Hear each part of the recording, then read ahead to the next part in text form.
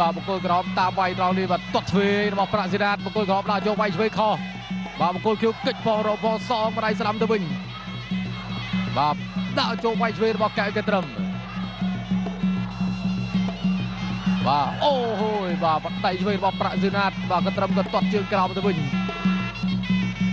ដាក់ឆ្វេងរបស់កែវកែត្រឹមបាទអាយ៉ាបាទបដៃឆ្វេងបង្គោលក្រមចាប់កាច់ជ្រឿជង្គង់បាទរបស់កែវកែត្រឹម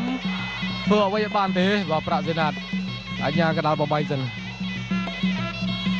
បាទបន្តការប្រកួតបាទសេណាតតឆ្វេងអូយបាទកែកបត់ឆ្វេងកែកពុះស្ដាំរបស់បង្គោលក្រមរបស់កែវកែត្រឹម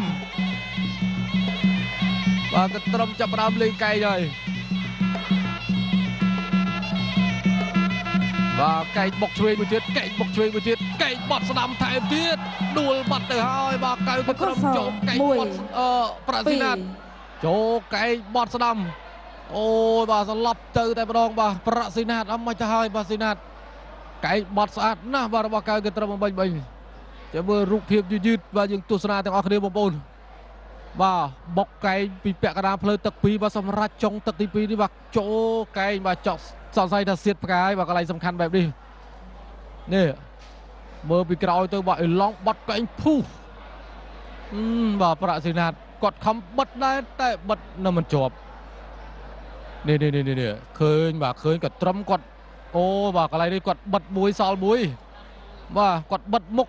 យកដៃស្ដាំបិទមុខបាទតែដៃឆ្វេងរបស់គាត់បាទគិតថារងពីចម្ងាយបាទតែកែងនោះទៅជ្រែកបាទហោះចូលដល់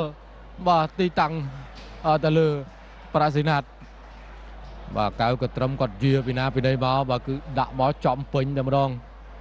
បាទនេះហើយសិតតែជាក្បាច់គុណបុរាណខ្មែរបាទមានកែងបត់កែងបកកែងបុកកែងពុះឥឡូវនេះបាទកែងបត់បាទគឺផ្ដួលគូប្រកួតរបស់ខ្លួនបានសម្រេចបាទពីកៅកិនត្រឹមបាទបង្គោលក្រហមបង្គោលក្រហមកែវកិនត្រឹមឈ្នះកីឡាករបង្គោលខៀវដែលបង្គោលខៀវស្លាប់ក្នុងទឹកទី2